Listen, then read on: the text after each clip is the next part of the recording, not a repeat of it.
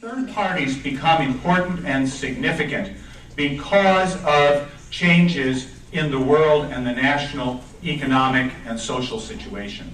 In the United States, I think these parties take on great significance today because of what's happening to the United States in the world context. That is, since the 1970s, the United States has faced increasing competition from Germany and Japan and now from China. So this deeply affects the American capitalism, and it affects U.S. corporations. And it has led those corporations to become much harder on their workers and on working people in the society. Those corporations, in order to compete, in order to make a profit, in order to continue to dominate the economic landscape, have had to turn the screws to working people in this country. So this is a fundamental change in the country, and it shakes up the country. It affects everyone's economic life and social life. And it means that people start to turn and look for answers.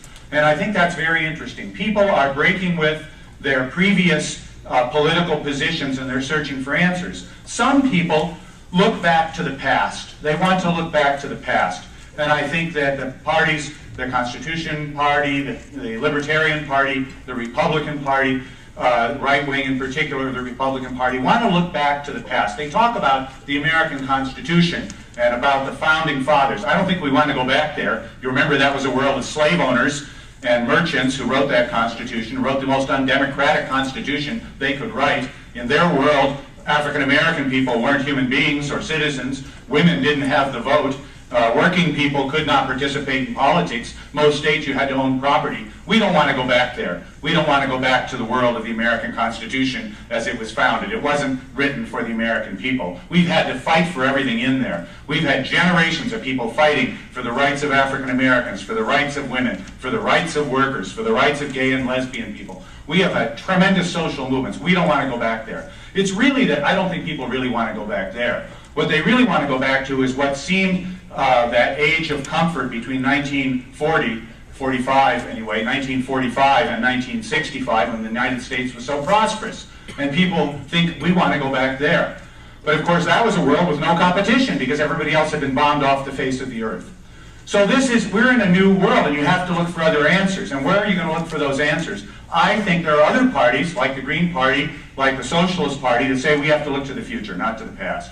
And in looking to the future, we have to think about how are we going to change this economy dominated by corporations and dominated by a ruthless capitalism that's where one business is willing to crush and put out of business another one, where workers are fired. You know, all of you know this. There's nobody in this room who doesn't know somebody who hasn't lost their job. There's nobody in this room who doesn't maybe have somebody in their family who's lost their job.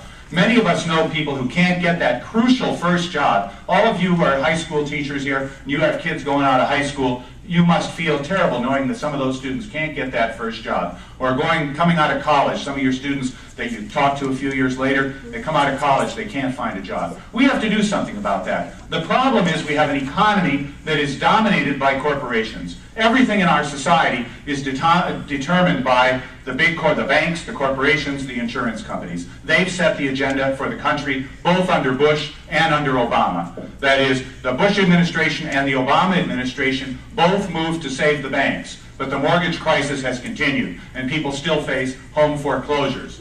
Both administrations moved to save the auto companies, and the United States even bought General Motors. And yet they didn't save the auto workers' jobs. General Motors continued to close plants. General Motors is still going after workers to increase their contributions to the health plan. They're trying to cut workers' wages in the auto industry and the auto parts plants, sometimes by cutting them from $25 or $30 an hour to $10 or $15 an hour. Imagine what that does to your standard of living. We have to have a different kind of society. The role of the Socialist Party as one of the alternative political parties, I think our role is to project a different kind of economy. One where we cannot have a boardroom where 10 or 20 men, almost always white men, with one African American, one woman in the board, and they sit down and they decide to close DHL in Wilmington and throw 8,000 people out of their jobs, destroy the lives of 40,000 people living in Wilmington. If if you think every worker has 4 or 5 people dependent on them, those 8,000 people in Wilmington, when DHL shut down and lost their jobs,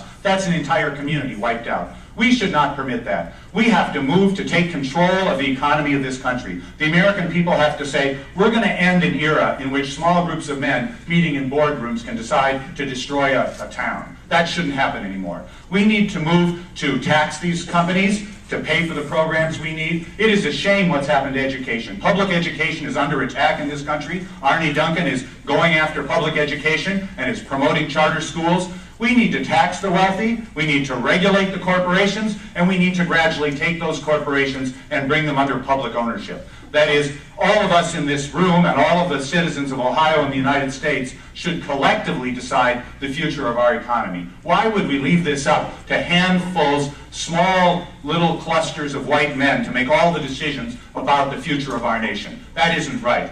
All of us, the working people of this country, the millions upon millions of people, whether you're a computer programmer, a teacher, a truck driver, a hospital worker, we should make those decisions. I know the people that work in all these industries are smart enough to run them. My experience is things usually run better when the boss isn't around. I don't know about yours. I think my experience is that working people could well run this country and could do a great job of it. And we need to bring these industries under public control. That's the alternative of the Socialist Party. And I think